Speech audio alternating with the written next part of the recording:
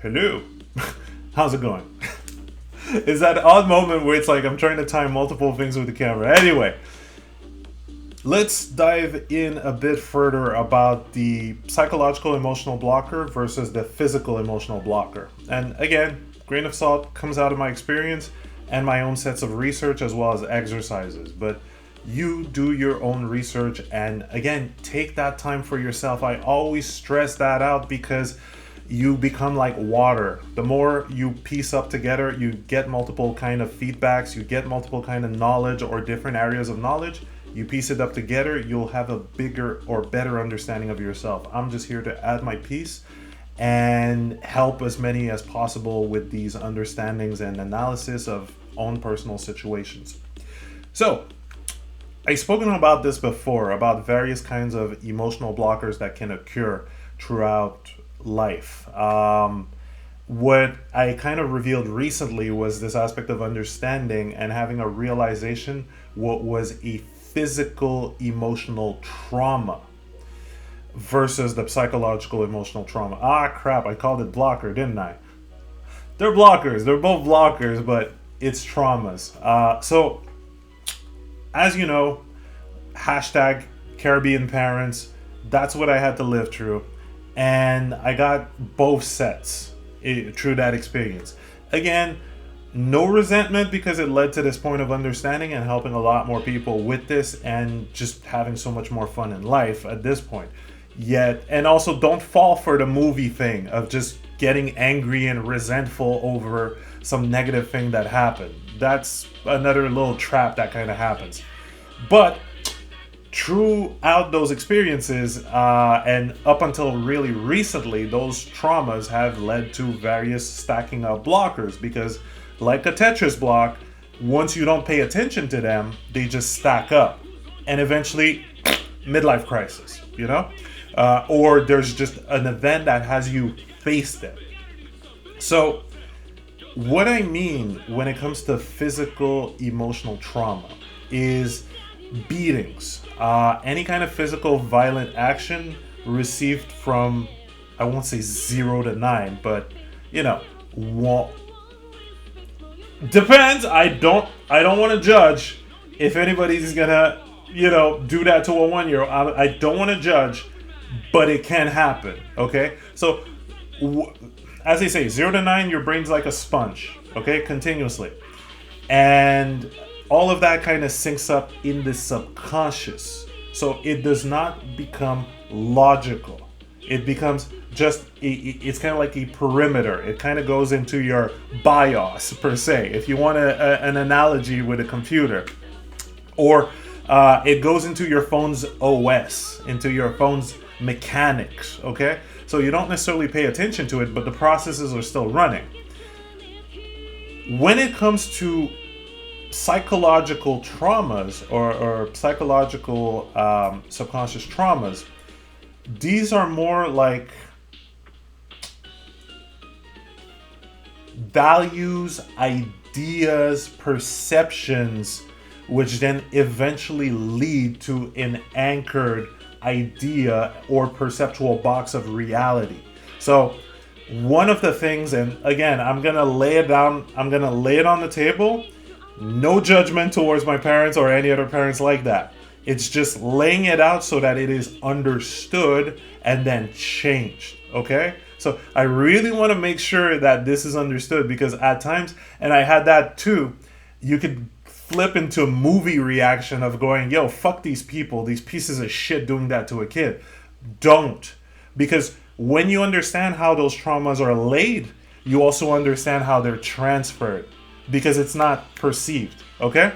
So, when it comes to the psychological stuff, you're not enough. Oh, if you don't necessarily perform this well in school, then you're a cretin.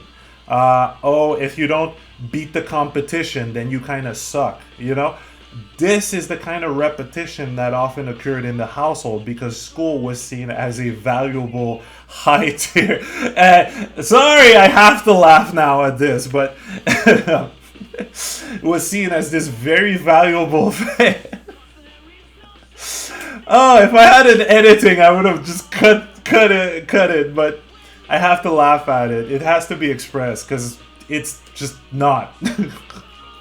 But a lot of pressure was laid onto that, and there was a strict linear perception of how learning was, which over time became detrimental when it came to them, because to them it was okay, you have to do this, you are in competition, you're an immigrant, quote unquote, because I was born here, so that was just you're an immigrant and you have to compete and you have to show your worth, and so that was strongly verbally angrily programmed.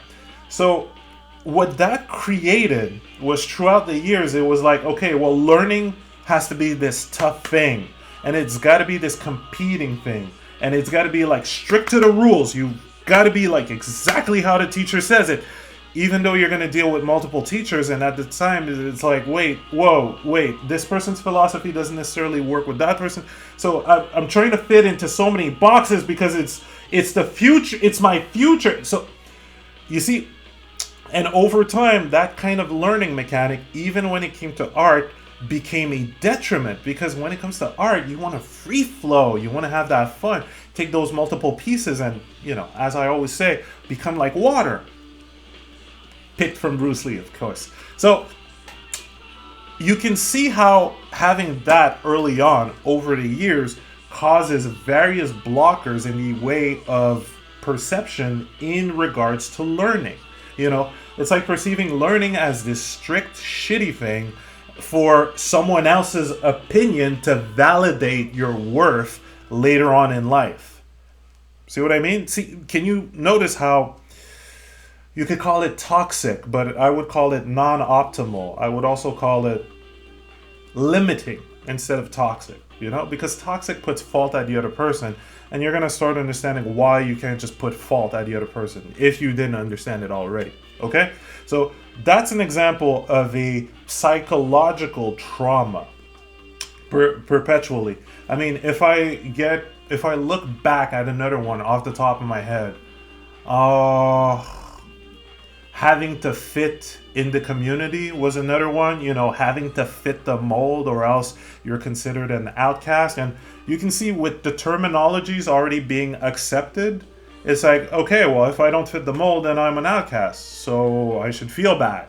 You start seeing how it kind of shapes up a specific mindset because of that kind of direct indoctrination, early on. And of course, remember, the prior generation did not necessarily pay attention to the internal world, to their internal feeling. So they couldn't care less. They would call those as excuses if you'd feel bad, if you wanted to express how it didn't make sense. They would call it an excuse. Stop making excuses. Stop making things up. You have to follow the way the world works, quote unquote, at that time. And of course, that all comes from their own programming. It's just a chain being passed on subconsciously, because for all those years I didn't perceive it. I was going from teacher to teacher looking for the harshest teachers, and just eventually it's kind of like just having the perpetual habit of shooting yourself in the foot because you were taught that way, and it just made me miserable in my art up to a point where I just eventually just stopped and paused and never necessarily knew where I wanted to go, because it was follow what the teachers said. Now, psychological emotional trauma. Physical emotional trauma was the beast I wasn't able to perceive until really recently, because the psychological one started to make more sense when I started to understand NLP, mantras, meditation, starting 6 years ago. The physical one is something that comes from the physical abuse at home, early home. Again, do not judge them because they were taught that way. Yet, to God, I fucking saw it as trash, because it's like, to see it as normal for a household to have a physical abuse would have been like a green light to perpetuate that. And fuck no. Like early on, I had that dead set decision of like, no, fuck this crap. I'm not gonna pass that on. That's just immoral. And fuck these people, I wasn't balanced at that time. And fuck these people for doing that. Fucking monsters, pieces of shit. So the resentment was building up. Yet, what ends up happening with the physical abuse is that whatever happens prior to the physical abuse, the brain who wants to keep you safe kind of leaves it as it considers what happens prior, and the trauma is a blank space. It just, I don't want you to remember that because I don't want you to feel hurt again. The brain, survival mind.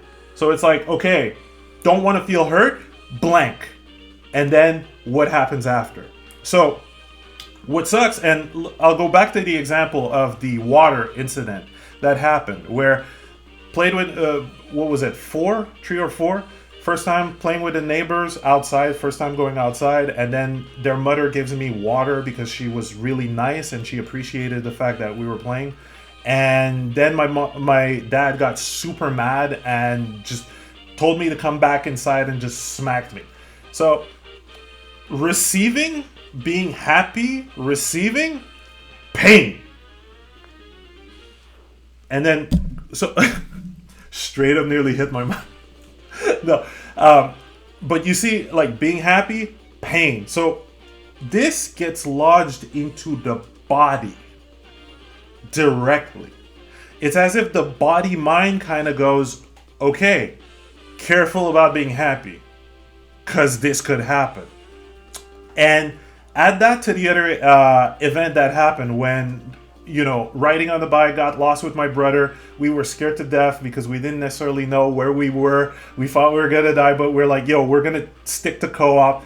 And then we got super happy once we found my stepsister because we're like, yeah, okay, we survived. This is going to be great. But then mom, being extremely mad that we got lost, gave us a beating. So it's like, get super happy about, you know, about living, about anything. Pain goes on. So what ended up happening subconsciously, and this is something that just kind of, you know, I had some breakdowns because I had to do the emotional release. I still suggest that crying, emotional release, you see, it dislodges it in the body. But what ended up happening is I would have ideas for projects. I would have ideas for certain things I would love to achieve. Get super happy about it because I can visualize it at high speed, getting to the flow of it. But once it reaches a certain point, it just peters out. It just stops. It just cancels. And this would happen so often. At times I have notebooks of ideas for projects, you know, little sequences, even storyboards for certain projects. Because in the moment where I felt that thrill and the emotion was rising up, I'm like, okay, let me note this down. But at one point it just peters out. And I could never really understand or even perceive it. You know, it's not like I could see it. Hindsight is always 20/20. But in the moment, even with hindsight, except this current hindsight of understanding the process. But even in hindsight, I could never necessarily understand it. I wouldn't even bat an eye at it until I started I had a contact with a friend of mine, recent friend, who we both spoke about these things. We had an exchange of understanding in regards to that, especially in the aspect of the why question. Him and his life in his early childhood, even though there was physical abuse, but in his early childhood, he was kind of allowed to ask the why question, which tremendously brings growth, because every time you ask why, you get an answer, and you become more and more adept as asking why, getting deeper into knowledge and understanding, both within yourself and within the world. You just don't take things for granted. You enjoy the process of learning. And back, you know, when I kind of realized that, because at one point he's like, well, of course, lay things down on the table. All the time, always lay things down at the table. And I'm like, shit, right, that does bring a different timeline of experience when you start doing that early on. So I kind of started getting a bit more understanding of, oh shit, okay, so that's what a momentum, or that's how a momentum can kind of be created just out of an event. And I just started pulling the string until going, so what momentum did these events, these very traumatic events, created from that perspective? And this is where things just started to, oh, no fucking wonder. It's like my survival mind, my body mind wanted to keep me safe, but it went to an extreme. It is not logical. It's not the conscious brain, you know? So that's why it became so hidden. The physical abuse led the body mind to create this kind of a shield for certain specific topics related to the abuses, you know? And it doesn't make logical sense, but it does its best to keep its aspects of survival. So when that was picked up, it was just a game changer, because I'm like, okay, let me break them blockers. Let me understand a bit more about this, both the psychological one and the physical emotional trauma.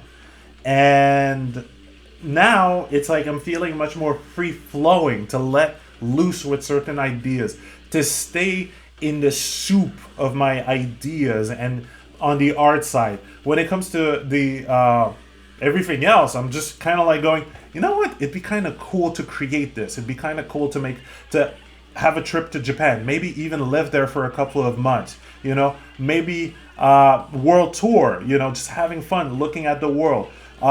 Relationship as well, because again, physical subconscious trauma, people that like you might hurt you, because look at what happened with your parents. Completely illogical, but the survival mind, the body mind is like, yo, that makes sense. Okay, don't think about it. I'll keep you safe. I'll keep us safe because we are venom. But it's always a combo, mind, body, spirit. I just had to get into the controller, the player seat, take the controller as spirit instead of rotating as the body and mind as we are taught in society. It's a very different perception and point of view to play the game as spirit, because you can detach and not let those emotional reaction go unnoticed. You kind of go meditation, mindfulness. You kind of start sitting with it and become curious and ponder and ask those why questions to kind of go, okay, without judging, right? Without fucking judging. Because the same way they were implemented, it was or transferred, it was all subconscious. That's why the blame game never solves anything, because I could have just sat back and said, well, fuck them, which happened for a number of years. Kind of went, well, fuck them, fuck these people, they don't necessarily have any kind of brain, you know, just getting back into the venomous aspect of just shitting on them for not consciously understanding those impressions that they had, and also leading themselves into a miserable life. Because when you realize the aspect of what you do, again, any kind of physical and psychological abuse, okay, that you do onto another, you do onto yourself, and you also push away people. And then again, from the same blocker. And now you can see why I'm laughing, because I can see the subtle irony. It's not just, you know, maliciously laughing. But from the same kind of blocker, they don't necessarily want to get in contact and talk, because they may feel hurt back. You know, it's like indirectly sending out what you've had without purpose, without understanding the entirety of it and what could come back to you, but still acting in that same perimeter. Is this a bit too tricky or complex? There's a complexity, but just having, again, go into mindfulness and look at your own experience, and you'll be able to connect the dots with a much better personal and visceral understanding than trying to replay this video over and over to understand the concept. It's really, you got to put the rubber has to meet the road. And once you start doing this inner inquiry, pedal to the metal, go at it, but without judgment. Because then Whenever you use judgment, you're using societal perimeters of understanding. You're using perceptual boxes from society. You're using the common words and definitions, which will then bring the subsequent feeling. Meaning, if you're going to judge yourself for having something that was given to you without your consent, then you're stuck in a spiral of just madness. It doesn't work. You know what I mean? You didn't choose to get these blockers, so why would you judge yourself for having those feelings, right? And the same goes for everyone else. Because if we had the idea or a very full concept of conscious decision, it would have been, you were about to take an action? Okay, what are the repercussions in the next couple of minutes and then in the next couple of years of taking that action? Okay? There would have been that stop moment. It would have been like a quick time event of like, huh, what is the, unlike this, unlike the suckering of Telltale of like, this person's gonna remember.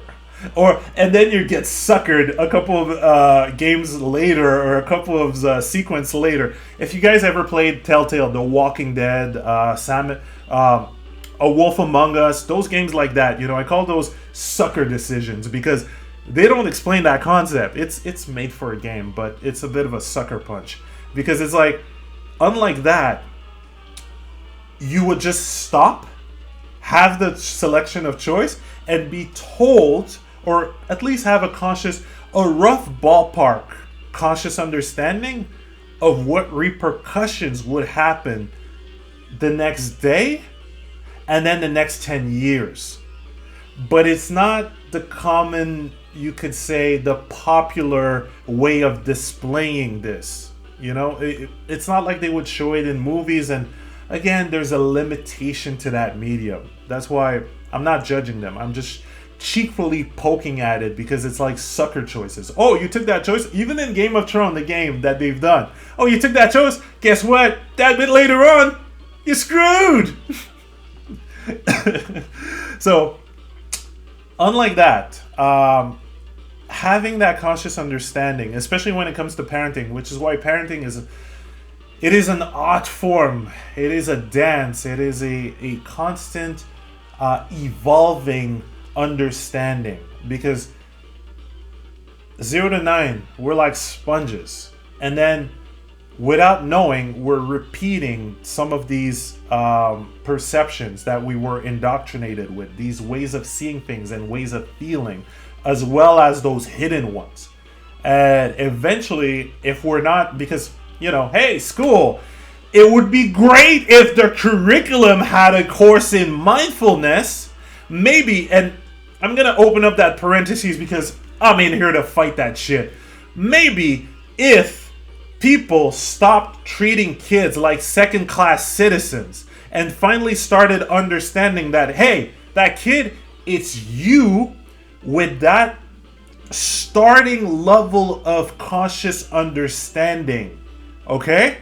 There's no fucking difference aside that you have over this amount of years of certain repetition, indoctrination of various different terms, and different kind of logic created based on that indoctrination. But aside from that, there's no difference. It's just that that's a starting point. Okay?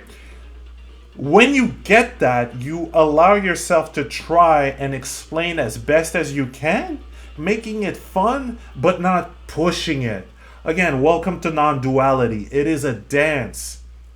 You don't make it an absolute, but you also take it sort of seriously. You're not anal about it, because you also make it fun to learn. Because again, kids will know they're you. And this, you want to open that parentheses even bigger, I would have to make a video about the everyone is you pushed out, because when you get the fact that you are born in this world without memory, without concept, without terminology, and then you pick that shit up from the surrounding, Everyone has that experience. Okay? Everyone. No fucking difference. So this idea, or some of the weird little phrasing that were, oh, kids are stupid, or all that common crass that's being projected, to diminish the kid, especially how they do it in movies, and TV series. Fuck that shit. Because when you're able to sit down with a person and rationally break down a specific understanding, having them understanding it within themselves, true mindfulness. It's like, oh, how do you feel? Why do you feel like that? What does it make you feel? What's your interpretation of that feeling? You just get patient. And this is where I gotta balance it, because it feels like I'm telling you, hey, you're being lazy and blah blah blah. No, I get it. We're rushed into a 9 to 5. Okay? It's like this quick, go, go. Quick, go. You gotta work for your free time. But then you don't get to spend time to explain shit, which is the crux of human understanding. So you're getting rushed into this, then you kind of want to go into distractions, some movies, TVs, video games, which then bring more and more programming. And it's we're gonna figure it out. We're gonna balance it out. We're gonna find solutions. So again, ain't no fault. It's just really how the system was kind of came to be. I won't say it was purposefully set up for it, because some people want to go into they want to say conspiracy, which is again another neuro-linguistic programming method, not to investigate further ideas or get into further discussions, But again, this is the current situation. We're finding ways to balance it out. So, whew, have fun with that. Playfully, trying to find the right words, right? Playfully get into a discovery loop when you do those inner inquiry, and also be patient. Impatience is just the aspect of running out of time or having a need for the person to know certain thing within a certain amount of time. But again, that's projection. It's assuming that the person has the exact same granularity of context, which means the exact same events happening in their life at the exact same time, with the exact same points of understanding discovered at the exact... Insanity! It doesn't work! So get patient, bitch! So get patient! It's insanity, Everyone's gonna have a different contextual experience. But we all start from the same starting point and that same pathway of learning from the initial environment. I know there is a large complexity to it, yet complexity becomes simple once you understand and practice it. And it's our natural human abilities. So, what has made you impatient is the question that you kind of want to play with if you find yourself in a state of impatience. If you don't, kind of keep playing, keep understanding these things. Nothing's really too serious. You just are more in tune with what you send out there and then what's going to come back to you. Because if you're going to teach a kid that might is right, you're going to face that later on in life. Because they'll reflect it right back at you. They learn from you. You are mirrors. That's how we indirectly all influence each other. Like the term or the common quote says, you are the sum of the 5 people in your environment, of your 5 friends. But you could say you are the sum of whatever you ingest on a daily basis, which could be from people, which could be from media, which could be from fiction. You're the sum of that. So when you know this and you acknowledge this, 1, you watch out what you intake, get that mental diet off the McD of life. And then 2, you're also conscious of what you're sending out, because you're also affecting other people's life as well. And we want to make a better world, right? Fuck yeah. Or else, why are you bitching and whining that the world is so chaotic? Cheeky, cheeky, cheeky. But yeah, man. Taking that shit in hand, have that fun. Play with this. Don't force yourself. Again, a bit of non-duality. Don't force yourself, but do take it seriously. Have some dedication to it, but don't be anal about it. Be playful with this, yet not oversaturated, I guess. Ingesting too many material without necessarily processing it, you know? So it's a dance. It's an in and out, especially when it comes to traumas, okay? Let the emotional release happen, yet also understand because it'll feel natural to continue crying or to stay in the drama aspect, but also understand, one, your body feels better, and then two, you are at a new point of expansion. You've evolved past that. You understand the mechanics behind that, so you're not replicating it. And you're, by default, making a better world. So you go from that sadness, possible anger, because sometimes you might get angry at what has happened, but then you're like, yeah, but it all led me to this point. And realizing this is just fucking awesome and spreads a better awareness towards everyone else. I do not unconsciously repeat those patterns, so I help a lot of people at the same time. So, hey, kept it under an hour, right? Complexity, but it becomes simple as you take the time. But if you ain't gonna take 30 minutes to know more about yourself or a certain set of hours, listening to audiobooks, then ask yourself those questions without judging yourself. Just ask yourself, all right? You got the potential. You've got this. You've got this. It is inevitable. And you can also, again, use the golden bullet. If it was easy for me, how does it feel? Or how would it feel? Or from a point where it is easy to me, how does it feel? Again, golden bullet. Keep asking. Fuck the negative mind that will be like, oh, but it's not easy. No. Ask. And then, like improv, just go at it. Go, okay, well, I would be setting time. I would be cutting time here and there just to set it up because I prioritize myself and I prioritize everyone around me in that proxy, Because as you change, you output something different. So again, it's not selfishness because your output is much different and is much more in whole. And the people that are still, in this projection phase type of deal, in the negative rut, it's okay. It's all right.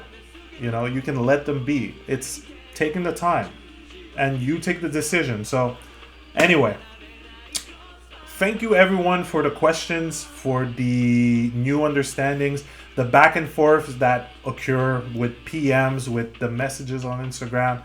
Fucking awesome. It is lovely. And I guess for those who've been asking, like, donations, I could even write down PayPal on the description box, whatever you want. If it helps, go for it.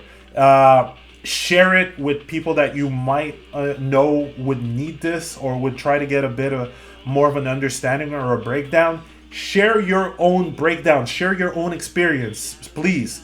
Doesn't matter if you're not a professional. Fuck the old paradigm of, oh, you gotta have a paper and all of that. No, share your own experience. Share your own logical understanding of your momentum. This helps people greatly because we're kind of able to connect the dots with some of our own experience, and we're then able to kind of just make it easier for us to clear ourselves within and then have other people just be open to talk about it. Fuck the old paradigm of, oh, you're just making excuses. Fuck that shit. That was just not wanting to look within, and also they had a very harsh programming. So, it's not their fault. But fuck that. Talk about your feelings. Talk about your experiences. Talk about your perception, okay?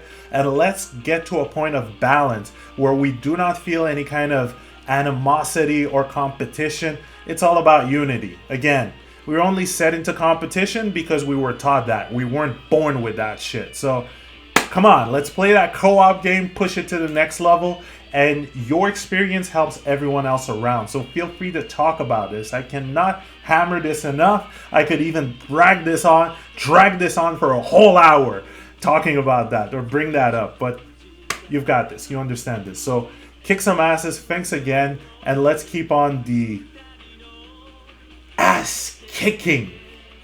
Spiritual ass kicking? Mental ass kicking? It's a combination of multiple things. Non-duality. Have that fun. Kick some asses. And thanks again, guys.